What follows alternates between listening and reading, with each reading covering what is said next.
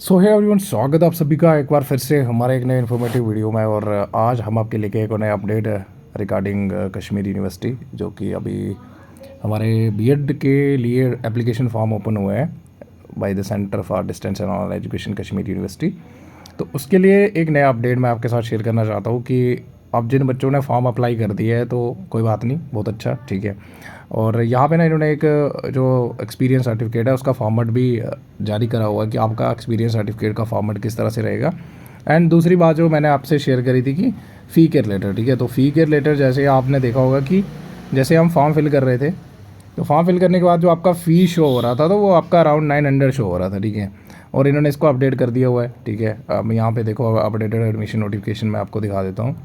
यहाँ पे बाकी आपका कुछ चेंज नहीं है, बाकी आपका एलिजिबिलिटी क्राइटेरिया वही रहेगा, ठीक है। सो एक चीज़ ध्यान रखें कि जो भी लास्ट में ना कुछ बच्चे क्या कर रहे हैं कि विदाउट मार्क्स कार्ड अपलोड करे बिना ही सबमिट कर रहे हैं फॉर्म, तो उस चीज़ को नहीं करना है आपको। तो आपको क्या करना है, ग्रेजुएशन के जो भी आपके मार्क्स कार्ड हैं, ठीक है, उनको आपको कंपाइल करना है और सिंगल पीडीएफ में अपलोड कर देना है, ठीक है। उसके ऊपर मैंने वीडियो बना रखा है कि कैसे आपको जो है वो फॉर्म फिल करना है अपने मोबाइल फ़ोन से सिंपल वे में। बाकी आपका ये दो यहाँ पे कंडीशंस दे रखी हैं, इनमें से आपको कोई एक सेटिस्फाई करनी ज़रूरी है, ठीक है। विदाउट जब तक आपके पास ये या ये इनमें से कोई एक नहीं होगा तो आप यहाँ पे कोई भी अप्लाई करके आपको फ़ायदा नहीं है, ठीक है।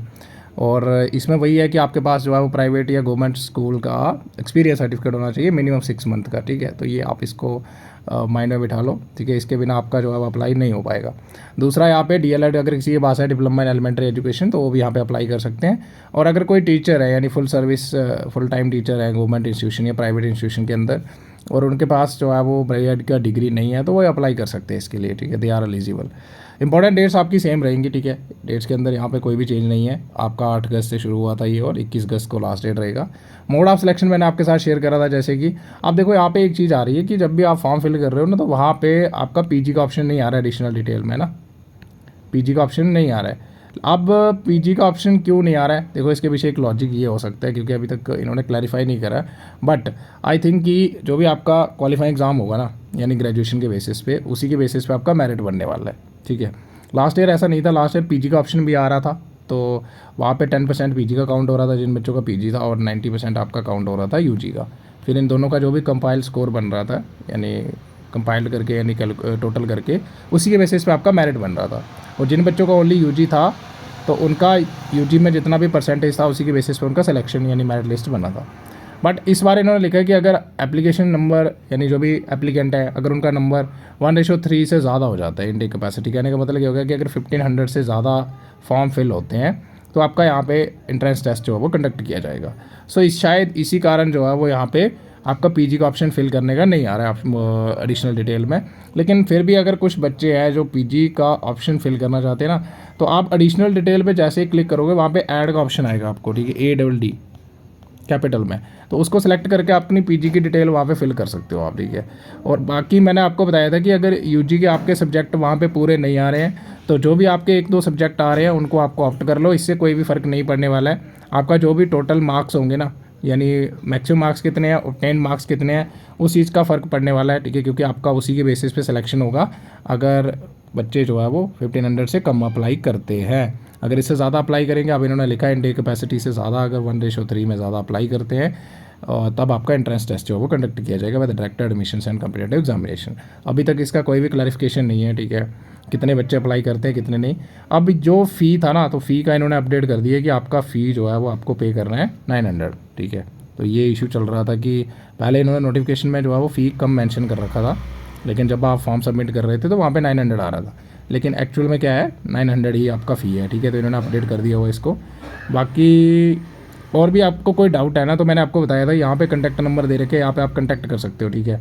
और एक्सपीरियंस सर्टिफिकेट बहुत सारे बच्चे पूछ रहे हैं तो एक बार ध्यान से देख लिया करो वीडियो, ठीक है। मैंने बताया हुआ है, यहाँ पे लिखा भी है ना कि हेड ऑफ़ द इंस्टीट्यूशन का होना चाहिए। बहुत सारे बच्चे पूछ रहे हैं कि प्रिंसिपल का होना चाहिए या फिर जेडीओ का होना चाहिए, तो नहीं, आपका जो भी हेड ऑफ़ द इंस्टीट्यूशन है उनका यहाँ पे एक्सपीरियंस सर्टिफिकेट चलेगा, ठीक है, उनकी स्टैम्प सिग्नेचर।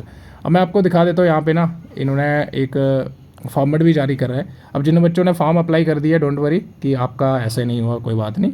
ये इन्होंने एक फॉर्मेट जो है एक्सपीरियंस सर्टिफिकेट के लिए जारी करा है। आपका यहाँ पे नंबर आ जाएगा, डेट आ जाएगा और आपका यहाँ पे नाम आ जाएगा, फादर्स नेम आ जाएगा, रेजिडेंशियल एड्रेस आ जाएगा, और इंस्टीट्यूशन का नेम आ जाएगा आपका, is working as a full time teacher in this institution from, कब से लेके कब तक आप यहाँ पे कर रहे हो, एंड गवर्नमेंट अंडर रिकोगनिशन, अगर रिकोगनाइज्ड है तो वहाँ पे रिकोगनिशन नंबर भी होगा, अगर प्राइवेट इंस्टीट्यूशन में पढ़ा रहे हो आप, ठीक है। और डेट आपका यहाँ पे आ जाएगा कि कब से रिकोगनाइज्ड है ये इंस्टीट्यूशन, ठीक है। एंड बाकी आपका यहाँ पे सील एंड सिग्नेचर आ जाएगा स्कूल का, प्रिंसिपल हेडमास्टर जो भी होंगे उनके सिग्नेचर हो जाएंगे, और नाम आ जाएगा, डेजिग्नेशन क्या है, तो ये सारी चीज़ें आपकी यहाँ पे आ जाएंगी। तो ये इन्होंने एक फॉर्मेट भी जारी करा है, ठीक है। इसकी पीडीएफ में आपको, या तो आप डायरेक्टली जो है वो वेबसाइट पे जाके कश्मीर यूनिवर्सिटी की डीडी करके सर्च कर सकते हो, वहाँ से डाउनलोड कर सकते हो, या फिर आपको ड्राइव में लिंक डाल दूँगा, वहाँ से आप इसको डाउनलोड कर सकते हो। बाकी टेंशन लेने की ज़रूरत नहीं है कि हाँ हमारे सब्जेक्ट यहाँ पे नहीं आ रहे। आप देखो ग्रेजुएशन में बहुत सारे सब्जेक्ट होते हैं, तो कितने ही सब्जेक्ट के वो वहाँ पे नाम डाल सकते हैं, अभी उन्होंने कंप्लीट नहीं डाले थे, तो जिस कारण से क्या हो रहा है, बहुत सारे बच्चों को दिक्कत आ रही है, कुछ बच्चों को ऑनर्स है तो वहाँ पे नहीं अवेलेबल है वो, ठीक है। तो जर्नल जो भी आपका यूजी दिख रहा है या बीए दिख रहा है वो उसको सेलेक्ट कर लो, और जो भी आपके सब्जेक्ट दिख रहे हैं उनको सेलेक्ट कर लो, ठीक है। सो फिर भी अगर आपको कोई डाउट रहता है या कोई भी दिक्कत आ रही है, तो मैंने आपको हेल्पलाइन नंबर बताया, वहाँ पे अपनी क्वेरीज रख सकते हो, कमेंट सेक्शन के अंदर क्वेरीज रख सकते हो, जितना हो पाएगा, ठीक है। हम यहाँ बैठे हैं, आपकी हेल्प करेंगे। सो आज के लिए इतना ही, मिलते हैं अगली वीडियो में जल्दी। चैनल को सब्सक्राइब करना नहीं भूलना है आपने, ठीक है, और अगर आपकी हेल्प हो रही है। So bye bye and have a good day.